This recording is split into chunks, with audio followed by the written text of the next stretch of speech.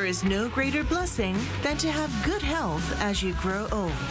Even though my mom is over 70, she is peppy and full of energy. One day, our family started practicing Taekwondo, and it turned out to be a special blessing for us. Taekwondo family, return to happiness. 옛날에는 택시부터 시작해가지고 버스, 덤프트럭, 낮과 밤이 없이 몸이 부서지도록 일을 했죠. 그러다 보니까 몸이 많이 망가졌어요. 허리 협착증도 생겼고 무릎도 아프고 이제는 내 삶이 다 됐는갑다 생각을 하고 사는 것도 싫고 완전 좌절을 했죠. 지팡이를 짚고 다니실 만큼 근력이 약해지셔가지고 너무 힘들었는데 우연찮게 실버 태권도라는 거를 알게 되셨어요. 다리도 안 올라갔거든요, 솔직히. 근데 64세부터 태권도를 해서 7년째 하고 있습니다. 인상도 너무 밝아지셨고 빨리 가고 싶다고 하시고 도복을 보면서 흐뭇해 하시더라고요. 그때부터 어머니의 삶이 다시 시작이 된 것 같고 지팡이를 안 짚기 시작하셨어요. 그게 진짜 놀라운 변화인 것 같습니다. 어르신들이 운동을 통해서 노년을 건강한 생활을 할 수 있게끔 도와주는 게 바로 저는 태권도라고 생각이 듭니다. Not only did Mother experience this change, but her fellow teammates also felt reborn due to the dramatic change in their lives. 너무 좋아요. 온 세상을 다 얻은 것 같죠. 제가 태권도 전도사가 된 것 같아요. 열정이 높으신 분이죠. 그 가족 전체가 태권도 가족입니다. 아주 화목하고 건강이 넘치는 대한민국의 대표적인 태권도 가족이 아닌가 싶습니다. We're a family that loves practicing Taekwondo, so we've embarked on a new challenge. 사실 저희 가족들이 아픔이 정말 많습니다. 제가 아침에 일어났는데 반신이 마비가 왔었고 저희 아이는 태어나자마자 인공 심박기를 달았었고 정상으로도 살기 힘들다는 진단을 받았었지만 이 아이를 보면서 기적이라는 것을 알게 됐거든요. 그래서 태권도는 행복 그 자체입니다. 태권도를 해서 강해지니까 더 자신감이 올라가고 행복해요. I believe Taekwondo is a blessing from heaven. It has made us hopeful for the future. Every day, we're excited to see what's in store for us tomorrow. Practice it with your family. Taekwondo brings happiness.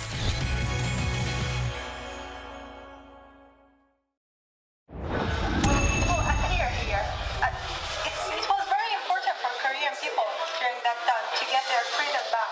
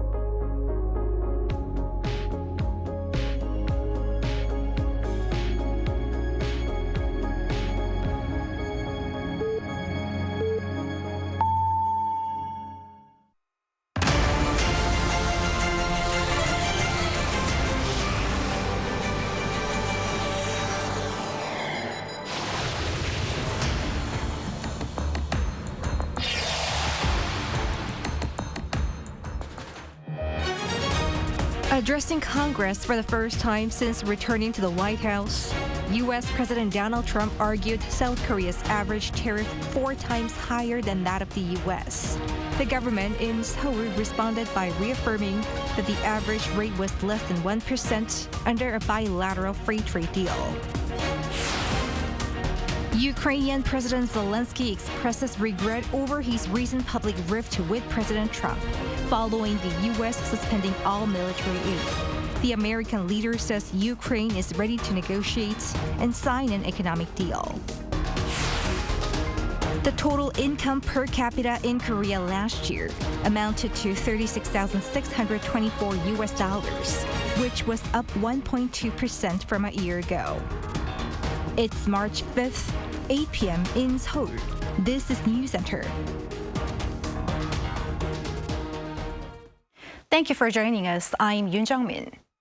U.S. President Donald Trump's first speech to Congress since returning to power covered a host of issues, ranging from global tariffs to Ukraine.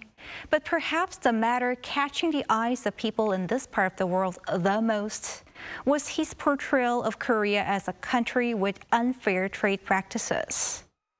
Our Kim Bo-kyung explains reactions to this here in Seoul. U.S. President Trump targeted some countries over what he called unfair trade practices, specifically including South Korea. This was during his first address to a joint session of Congress since his inauguration in January on Tuesday local time. South Korea's average tariff is 4 times higher. Think of that, 4 times higher. And we give so much help militarily and in so many other ways to South Korea. Trump did not give specific evidence of his assertion, and South Korea's trade ministry was quick to rebut this. According to the trade ministry, Washington and Seoul have eliminated tariffs on most goods under the Korea-U.S. Free Trade Agreement that took effect in 2012, making its average tariff rate on imports from the U.S. stand at 0.79% in 2024. This rate is set to drop further this year in accordance with an annual tariff reduction plan stipulated in the agreement. For reference, the ministry added that the tariff rate on imported manufactured goods from the U.S. is 0%.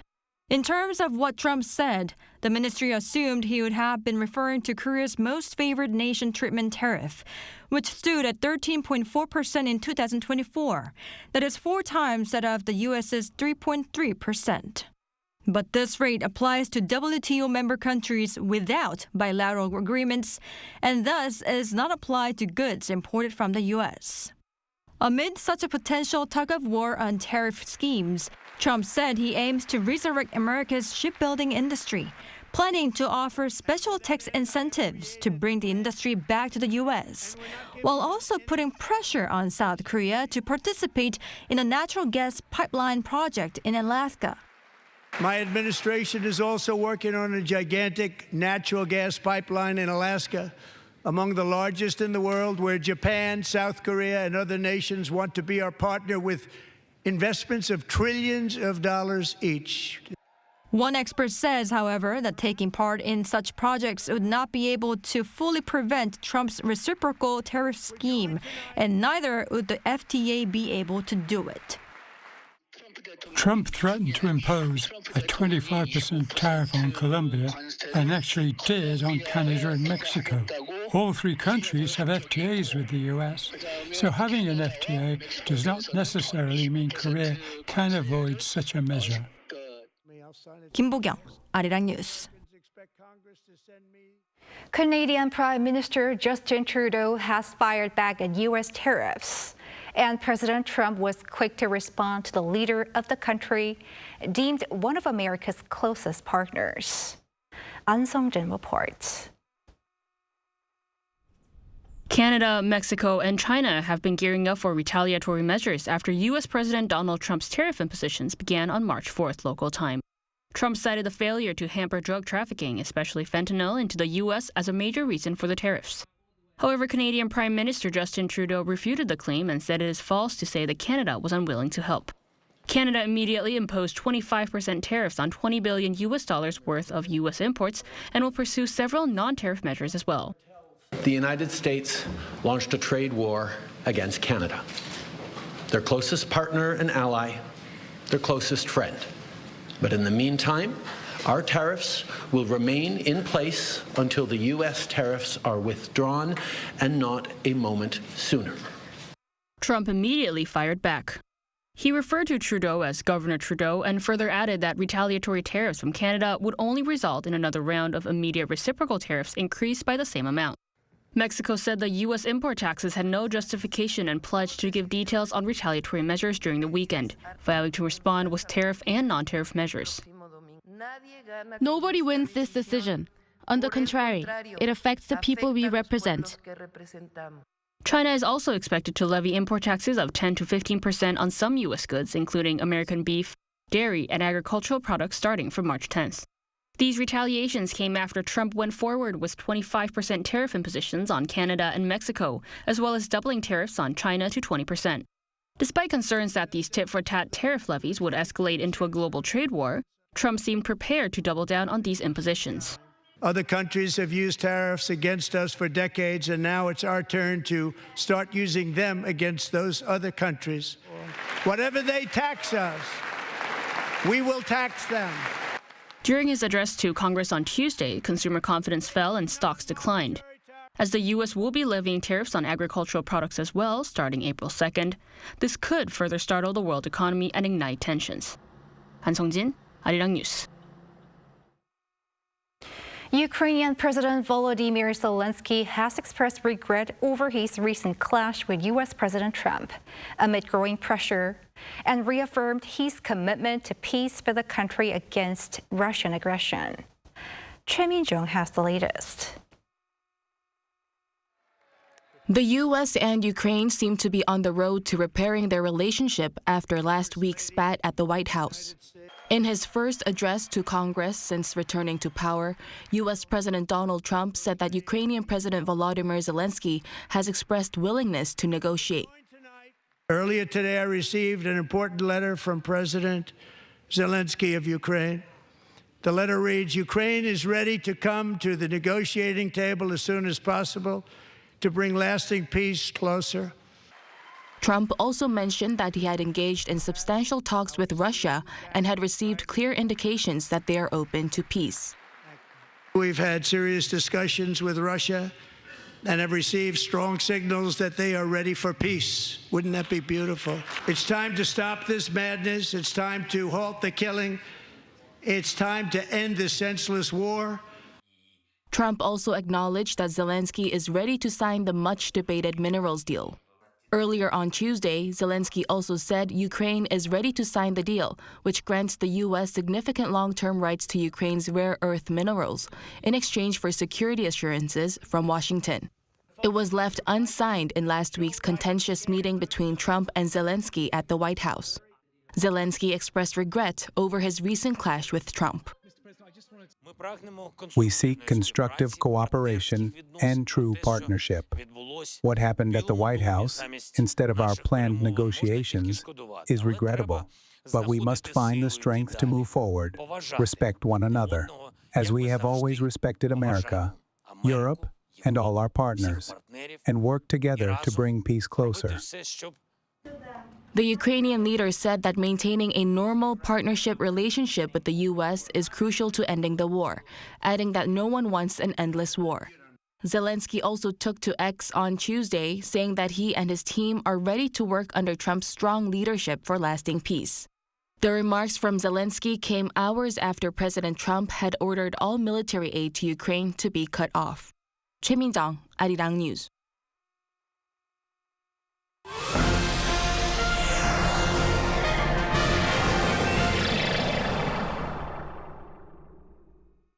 At the National Assembly, a special session for the month of March kicked off today, with rival parties agreeing to host 3 plenary sessions every Thursday starting next week. Heated debate is expected over pension reform, this year's supplementary budget, and a bill to bolster the chip industry. An equally fierce standoff is also likely over special prosecutor bills, led by the opposition, including one into allegations of stock manipulation by First Lady Kim Gon-hee. Also, a council bill passed by the parliament to look into President Yoon Suk-yeol and the First Lady's alleged election interference through self-styled political broker Myung Tae-gyun will be put up for another vote if acting President Choi Sang-mok vetoes it. Korea is poised to set up an advanced strategic industry fund of 50 trillion Korean won, or some $34 billion over the next 5 years. The fund will seek to support key future industries, such as batteries and chips. Intentions to this end were shared during a related meeting earlier on Wednesday, presided over by Acting President Choi Sang-mok, who also underscored the importance of securing a head start amid a rapidly changing environment with proactive and bold industrial investments. The aforementioned fund is expected to reach some $68 billion with the support of commercial banks. The South Korean government has announced plans to create new visa systems to attract overseas talent and boost industrial competitiveness. The 30th Foreign Policy Committee meeting, chaired by Acting President Choi on Wednesday, introduced a top-tier visa set to be launched within this month. This visa is designed for professionals set to work in advanced tech companies in Korea. It guarantees an F2 visa, a resident visa that allows employment and leads to permanent residency after 3 years, with benefits extended to their family members. The new Youth Dream in Korea visa offers young people opportunities for cultural experiences, internships, and work in fields such as agriculture and manufacturing. The country witnessed a modest rise in income growth last year amid a weaker Korean currency against the greenback. Our Moon Hae-ryun covers this latest finding and its regional implications. South Korea's gross national income per capita edged up by just over 1% last year due to the Korean won's depreciation against the US dollar. Preliminary data from the Bank of Korea on Wednesday shows that it grew by 5.7% in the local currency, but when converted into US dollars, $36,624 reflects a much lower growth rate of 1.2%. South Korea's GNI per capita first surpassed the $30,000 mark back in 2014 and continued steady growth before dropping in 2022 due to the weakening of the won against the greenback. The Bank of Korea stated that it is estimated to have surpassed that of Japan and Taiwan once again. According to Taiwan's statistics agency, Taiwan's GNI per capita stood at $35,188 last year. As for Japan, our calculations based on official data and exchange rates suggest that it was slightly above $34,500. Like the year before that, South Korea's GNI per capita is believed to be higher than that of both Japan and Taiwan. Comparing GNI per capita among countries with populations above 15 million people, the BOK noted that only 5 had higher figures than South Korea. The central bank cautioned that exchange rate fluctuations could affect previous forecasts. The IMF projected last year that South Korea's GNI per capita would surpass $41,000 in 2027. But given recent exchange rate volatility, this estimate requires further observation. Meanwhile, the country's gross domestic product, which doesn't include overseas earnings, increased by 2% year-on-year. This is the same as the preliminary estimate given in January, but some revisions to sector-specific growth figures were made. Exports, government spending and imports were revised upwards, while construction investment and facility investment figures were cut. Moon Hae-ryun, Arirang News. Elsewhere, China is aiming for an economic growth target of some 5% this year, which is similar to last year's, despite the broader ripple effects of a trade war with the U.S. Choi Soo-hyung has the details. The Chinese government has set its economic growth target for this year at around 5% for the third consecutive year. On Wednesday, at the opening of the National People's Congress in Beijing, Chinese Premier Li Qiang said that China needs to focus on job stability, risk prevention, and improving people's livelihoods. He also announced that the consumer price index increase rate for this year is around 2%, the lowest in 20 years since 2004. Premier Li added that the goal is to improve the balance between supply and demand and keep overall prices within a reasonable range. Experts say that China is focusing on boosting domestic demand due to increasing uncertainty in global markets. In a planned economy, the government always says they will try hard to make it happen, rather than just expecting it. This means it will work hard to achieve that 5% growth target. It also means China will actively boost domestic demand. China has also increased its fiscal deficit ratio to 4% of GDP this year and raised its research and development budget by 10% compared to last year. Experts said this means that Beijing will expand government spending widely in response to Trump's tariff policies. Beijing is focusing on boosting domestic demand and increasing government spending. With the possibility of higher U.S. tariff on Chinese goods, China is taking aggressive measures, such as raising its fiscal deficit to 4% of GDP. China's defense budget will also rise to 7.2% this year. China has increased its defense budget for 4 years in a row, with a growth rate above 7%, even as economic growth has slowed, meaning military pressure on Taiwan is expected to rise. At the meeting, it was mentioned that there would be active participation in multilateral organizations such as APEC and the G20 to strengthen trade cooperation, as well as continued efforts to promote a free trade area among South Korea, China, and Japan. Choi Soo-hyung, Arirang News.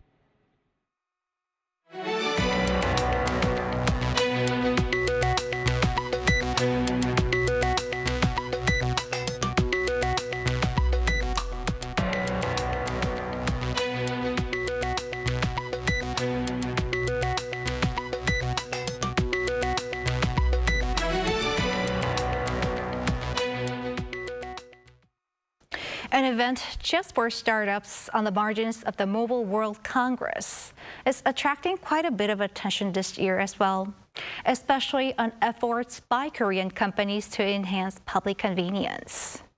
Our correspondent Lee Soo-jin files this report from on the ground in Spain. Small businesses are competing to make their mark in this dedicated space nestled within the world's largest mobile event.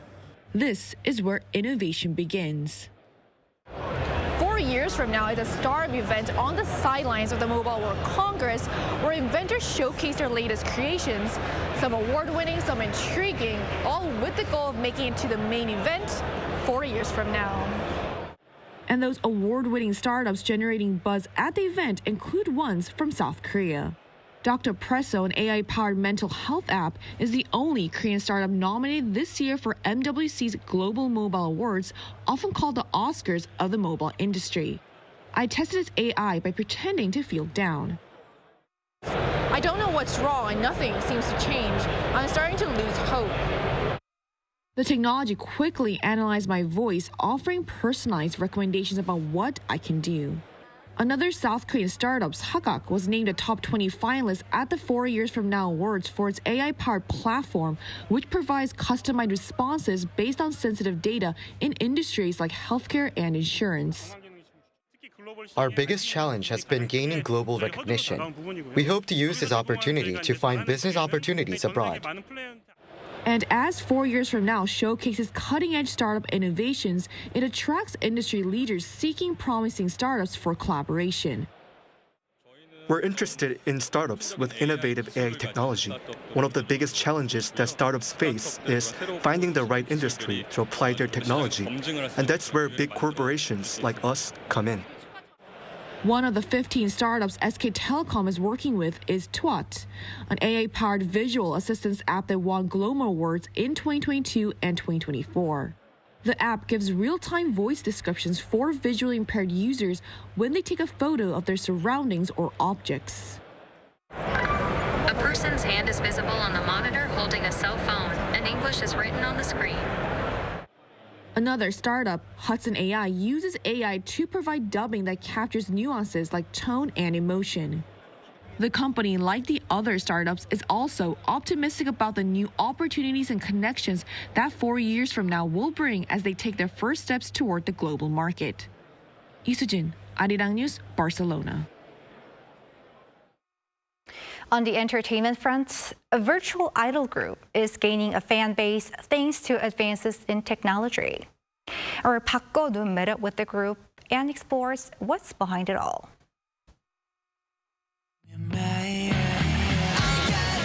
5 K-pop band members who claim to come from outer space. They make up Plave, the first virtual idol group to sell over 1 million albums. As their fan base continues to expand, a special cafe has even been created, offering an exclusive space for fans to enjoy related content. Fans from all over the world gather here daily, proving the popularity of these virtual idols. I think it was just really refreshing. I didn't really listen to K-pop that much before. I was also interested in the technology behind it. Artists like Plave, who use motion capture technology from sensors attached to real artists behind the avatars, tend to be more popular than those created purely with advanced technology without an actual person. As a result, more motion captured idols are being created and finding ways to reach a broader audience. Virtual idol groups aren't just performing, but they're connecting with their fans just like any other real-life idols. Let me show you how they share their love. Can you all share your signature poses? Virtual idols also have advantages on the production side, especially as they save time and money. They don't need travel time or large entourage during tours, and since they're not real people, the risk of mistakes is minimized. Investment costs are much lower compared to real artists, especially in areas like appearance management. The virtual artist market is growing rapidly, and one research firm predicts it'll grow tenfold by 2028 compared to 2021. Virtual idols are based on animation and subculture, which makes it somewhat difficult to connect with the mainstream audience at first. But if they continue to share their humanity with their own stories included in their music-making efforts, they could gradually break through and become more accepted. He also said virtual idols with humanity traits are similar to real K-pop idols in terms of their appeal to the audience, meaning the K-pop scene would be able to continue expanding, breaking beyond reality. Park Go-nun, Arirang News.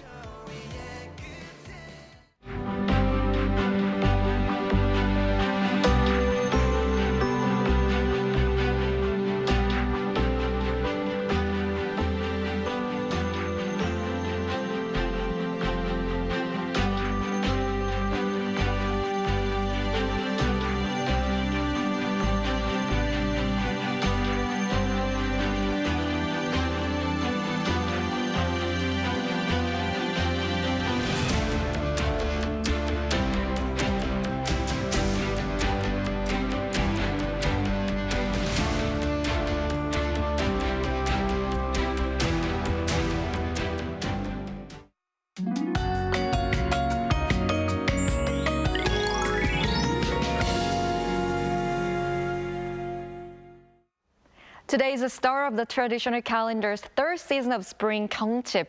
Even though the morning was cold, the temperature in Seoul rose to 9 degrees Celsius during the day. Tomorrow it will rise to 10 degrees, returning to typical early spring conditions nationwide. In the meantime, all of the heavy snow warnings are lifted in the eastern parts of Gangwon-do province. However, the east coast of Gangwon-do province, Jeollado provinces, and western parts of Gyeongsangnam-do province will have rain or snow until tonight. The expected snowfall is about 1 to 5 centimeters. Tomorrow morning, Busan will start off at 2 degrees, Chuncheon at -4 degrees. Daily highs will move up to around 9 to 10 degrees across the country. The snow will continue until dawn tomorrow on Jeju Island, and it will get warmer next week. That's all for Korea. Here are the weather conditions around the world.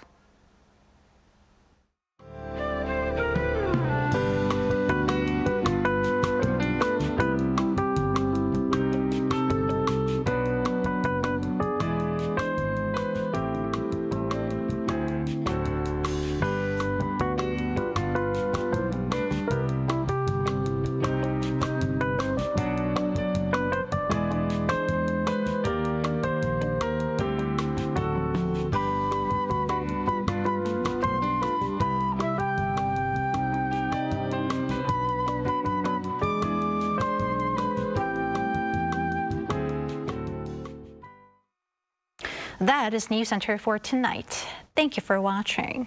A panel session up next.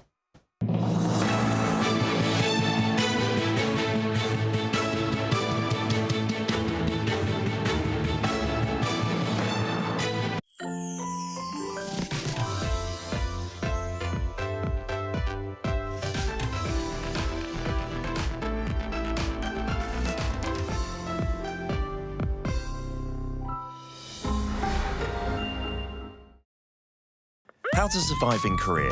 Cafes. Step 1. Find a seat. Before ordering, find a seat.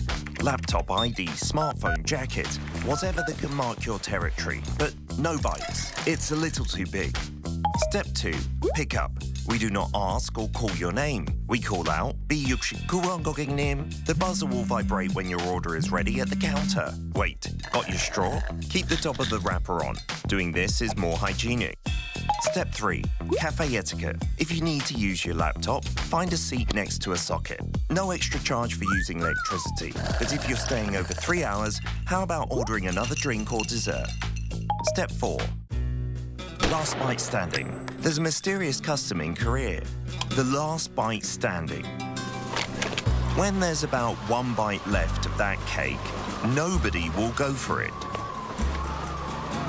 You might be tempted, but don't be hasty. Right before you get up, take the last piece, saying that you simply can't waste food, or just leave it. It will save a few calories. Did you survive at the cafe? Did someone behind the counter catch your eye? Go for the same drink every single day. 오늘도 아이스 말차 라떼 드실 거죠? You might make an impression.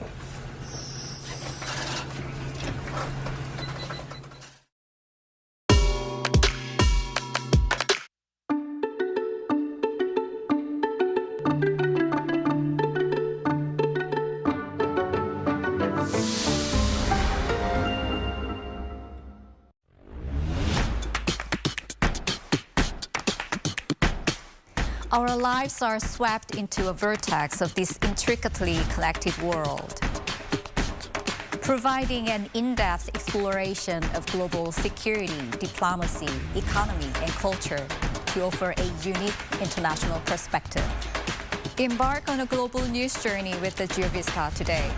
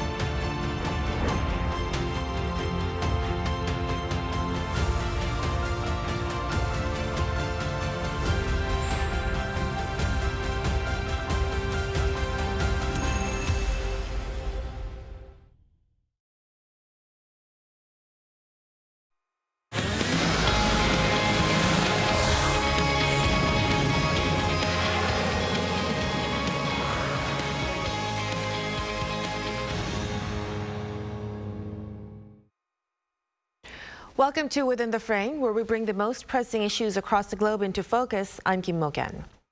President Trump's first congressional address of his second term set the tone for his administration's priorities in 2025, touching on trade, foreign policy, and national security. His speech sparked immediate reactions, with some praising his firm stance on economic nationalism, while others criticized it as more political posturing than policymaking. From his push to repeal the CHIPS Act to his remarks on South Korea's trade policies and his renewed focus on tariffs, Trump's agenda signals a shift toward a more protectionist and transactional approach. To break down Trump's latest speech and its broader implications, we invite Min Jung-hoon, professor at the Korean National Diplomatic Academy, in the studio with us. Welcome, Professor. Yeah, my pleasure. And we also connect to our Voice of America correspondent, Chris Casquejo from Washington, D.C. Great to have you with us again, Chris. Good to be with you. So, Chris, like you said, President Trump's first congressional address of his second term concluded in a matter of hours ago. Could you tell us what were the key themes of his speech and how do they reflect his administration's broader strategy moving forward? Right. Trump spoke for an hour and 39 minutes, and that was the longest speech from a president to a joint session of Congress ever.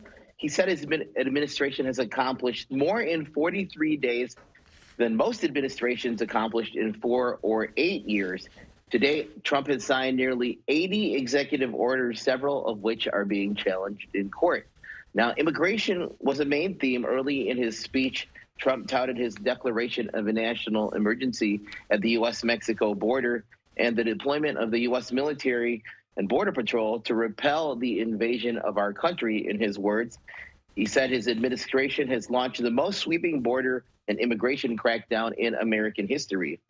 He also defended his sweeping reductions to the size of the federal bureaucracy led by the richest man in the world, Elon Musk, whose Department of Government Efficiency, or DOGE, has been behind the layoffs of tens of thousands of government workers and their cuts throughout the federal government.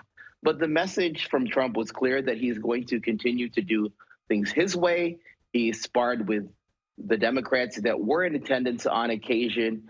And he also, he relished some of those confrontations that were happening in the gallery. And overall, his strategy seems to be, stop me. If you don't like what I'm doing, try to stop me, whether it's the courts, whether it's Congress. And there's not much that Democrats can do because they are the minority party right now, and it doesn't seem that the GOP lawmakers have any sort of will to stop some of his more unpopular moves, like the DOGE effort that is led by Elon Musk. Right. So a large portion of his speech seems to be like a continuation of his first-term policies, but with an even sharper focus on economic nationalism. Now, what about Professor Min? What was your biggest takeaway from President Trump's speech? Yes, and basically I agree with Chris about the main features of his first congressional speech and his second government. And for me, I got two things that took my attention during the speech earlier today: confidence and readiness.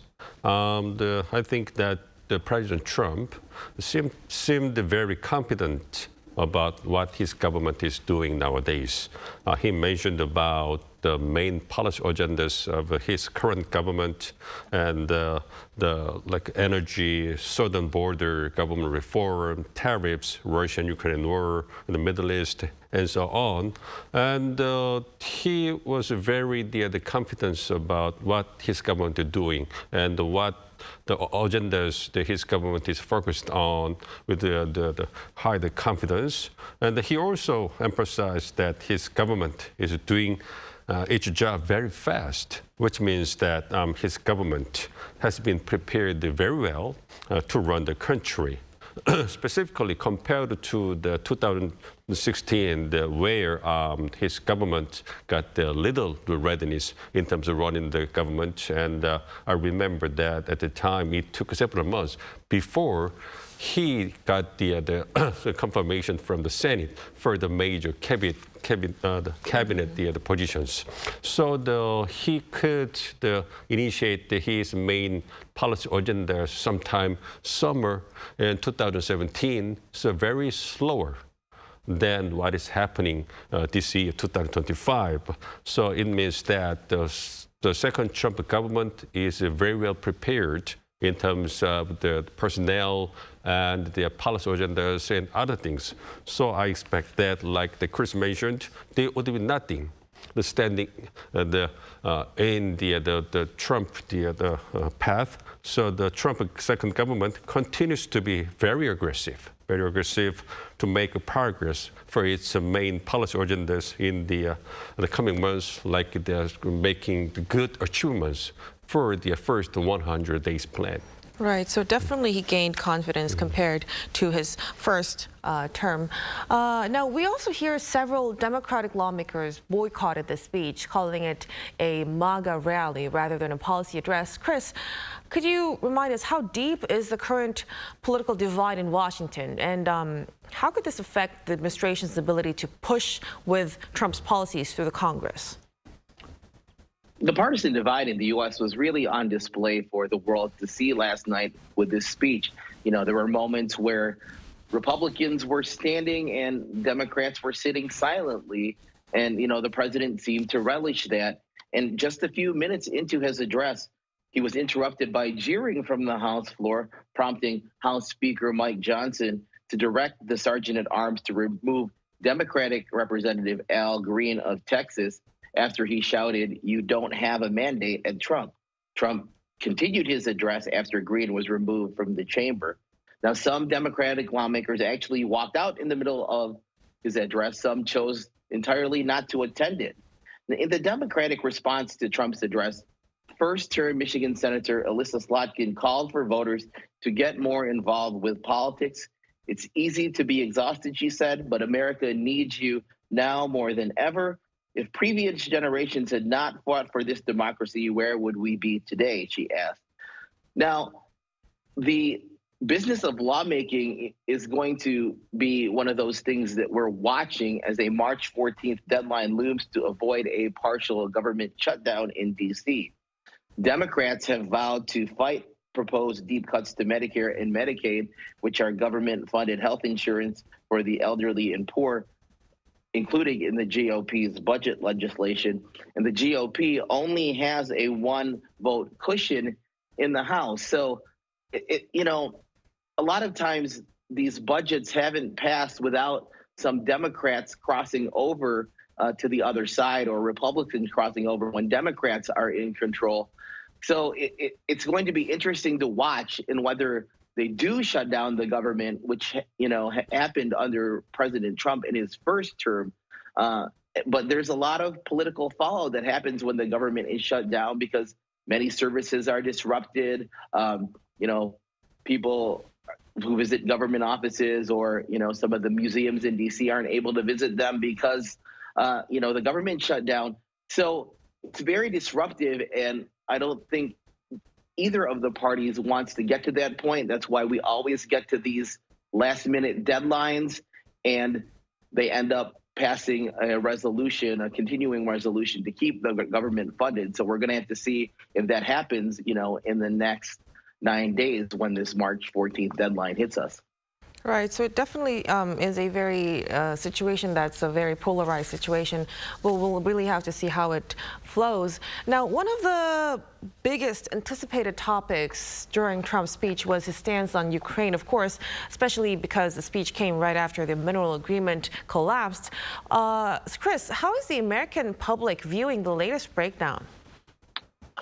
Right, so a CBS News YouGov poll conducted over 3 days beginning late last month found that a relatively slim majority, 52% of Americans, said they personally support Ukraine.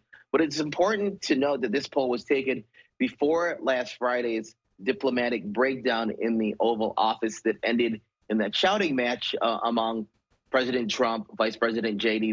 Vance, and Ukrainian President Volodymyr Zelenskyy, and also before the U.S. decided earlier this week to temporarily pause military aid to Ukraine. Now, in his address, Trump said he received a letter on Tuesday from Ukrainian President Zelenskyy that said Kyiv is ready to come to the negotiating table as soon as possible. And Trump said, I appreciate that he sent the letter in his speech. And continuing on the war in Ukraine, Trump said, it's time to stop this madness. It's time to halt the killing. It's time to end this senseless war. So he's definitely resolute in his vow to end this war. In fact, during the campaign, he made the promise to end it on day one. And here we are a couple of months into his term, and it's still raging on. So, he's eager to get this done, negotiating separately with Russia, separately with Ukraine, and then bringing the countries to the table ostensibly to get this war that has been going on for 4 years over. Mm-hmm. Well, thank you for the clear summary of the president's remarks. Now, with this, Professor Min, like Chris said, Trump has suggested revisiting the Ukraine-U.S. mineral deal, and he also criticized past government's military aid efforts, and he also mentioned relevant measures would be taken in the latter of this week. What kind of signals does this send about the future of U.S. support to Ukraine?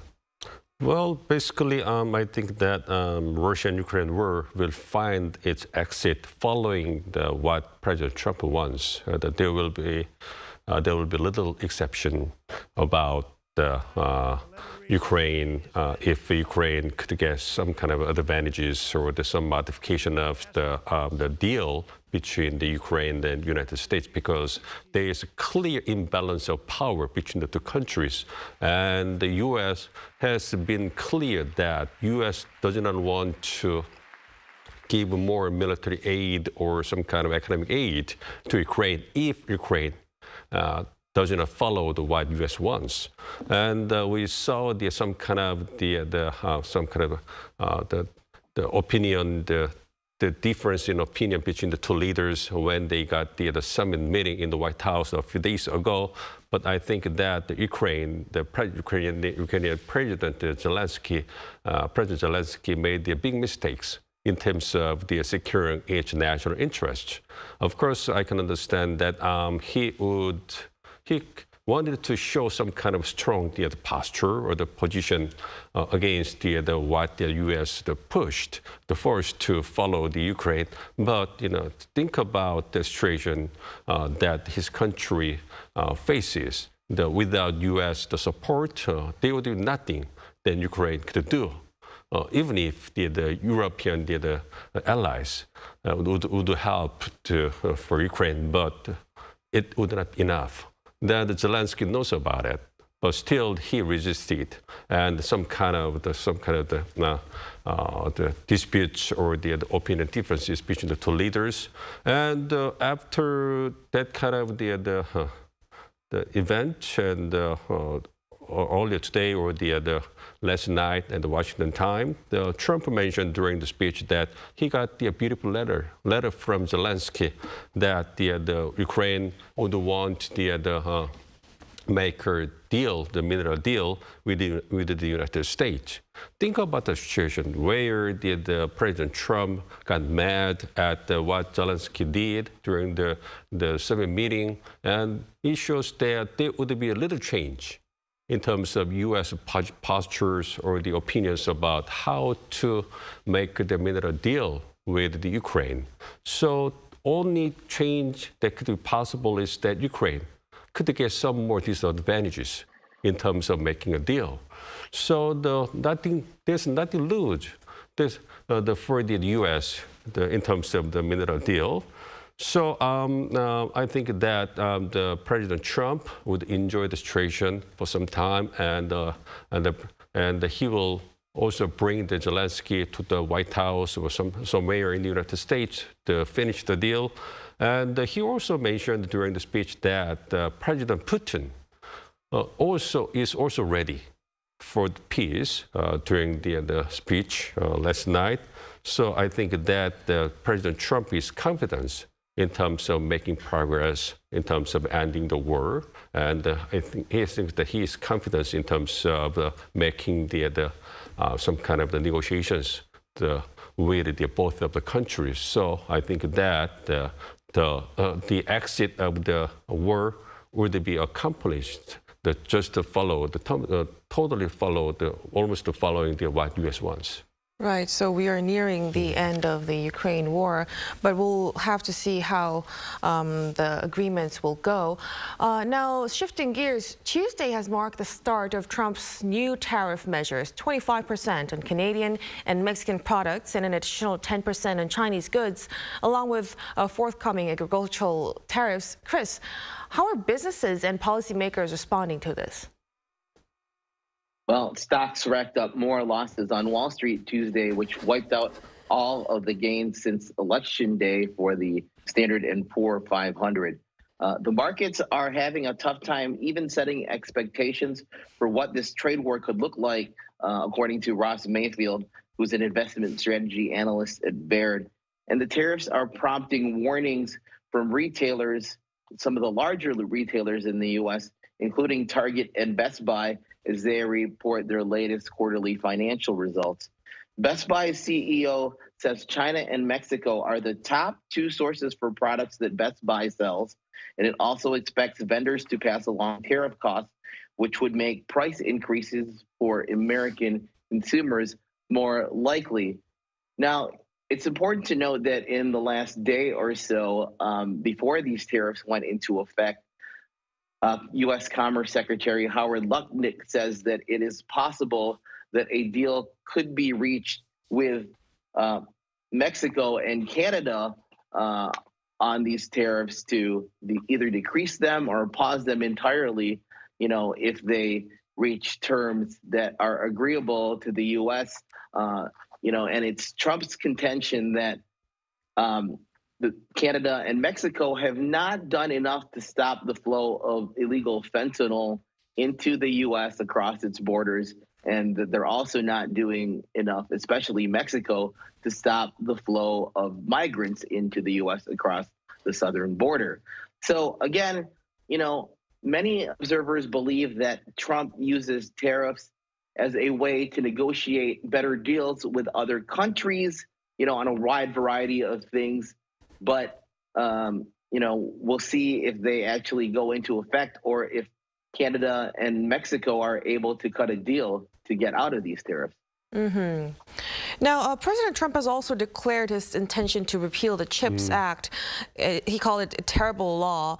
So given that this act was crucial in securing semiconductor investments in the U.S., how do you think it would be how would it affect economic and industrial consequences? What kind of consequences would it bring?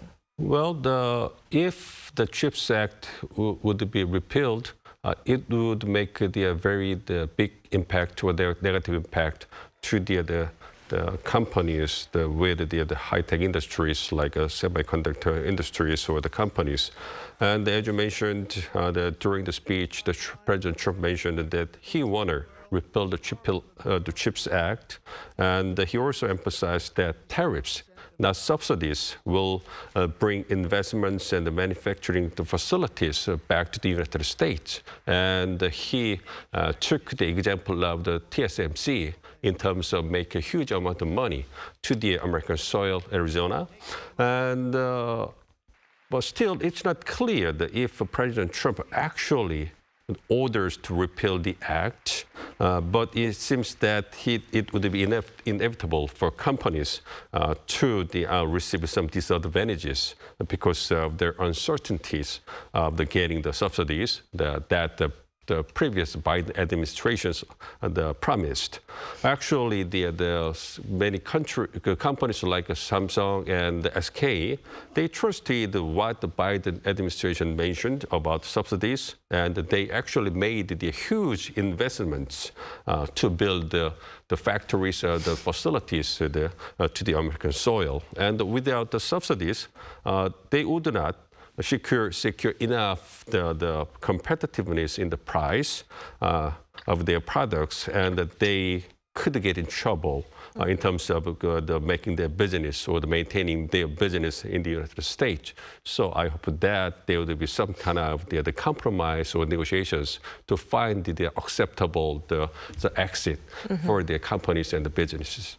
Right. Now, Professor Min, Trump has also pinpointed South Korea during his speech. He mentioned about the U.S. supporting South Korea's defense, and he also said South Korea imposes tariffs 4 times higher than those imposed by the U.S. Could we fact-check the statements?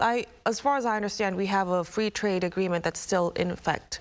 And it's false, and it's like the way of the President Trump making comments in the public, and I think that he again exaggerated the fact in order to make the situation or the negotiations just better for him for the future. The media reported that the average tariffs about the imported products from the United States for the Republic of Korea is less than 1%. And in terms of the free trade agreement between the 2 countries, South Korea and the U.S., there is no tariffs on most manufacturing products between the 2 countries. So it means that President Trump some exaggerated the facts about the tariffs and the trade between the 2 countries, but it clearly shows what kind of perceptions President Trump has got in terms of the trade with the South Korea. So it means that President Trump would be very aggressive in terms of reducing the trade deficits against South Korea. So South Korea needed to be prepared for how to effectively cope with Trump's aggressiveness in terms of securing its economic interest against South Korea.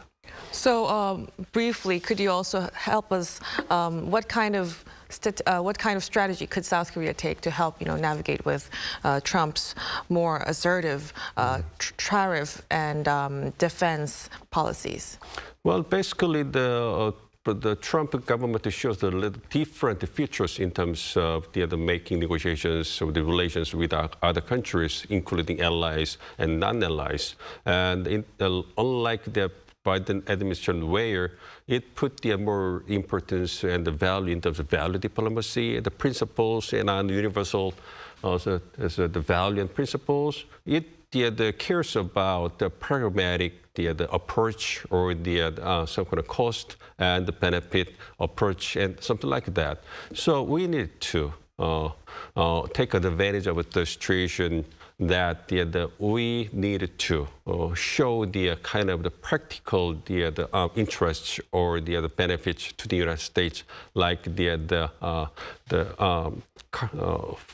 commercial ships or the Navy ships for MRO things that the Trump government really wants to South Korea. And he also mentioned some kind of energy cooperation project in Alaska with the South Korea and Japan. So he cares about the energy policy, and South Korea can make the huge investments and the contribution to those fields. And that would be a pretty good ground or region that President Trump cares about how South Korea, what kind of things South Korea wants in terms of making the profits and maintaining relations with the United States in terms of the trade. And so South Korea, unlike what it did with the Biden administration, the South Korean government need to focus on the pragmatic approach, where the 2 countries, both countries, can make the actual benefits and advantages and the profits and the money, and just like the give and take approach and the win-win strategy. So, and in terms of the actual and practical the approaches, the field, South Korea can make a room to make negotiations with President Trump, and President Trump will use those kind of the economic benefits and advantages to the American voters and the publics. Right. And we need that kind of a little different approach with the different U.S. government. Right, and we could also have ways of collaboration and expanding other areas as well. Now, we'll have to wrap up our discussion at this point. Thank you so much for your insights, Professor Min. Thank you. And, of course, Chris, we appreciate it so much. Thank you. And that'll be all from us on Within the Frame. Be sure to tune in next time as we continue to explore the stories that matter. Till then, stay informed and engaged.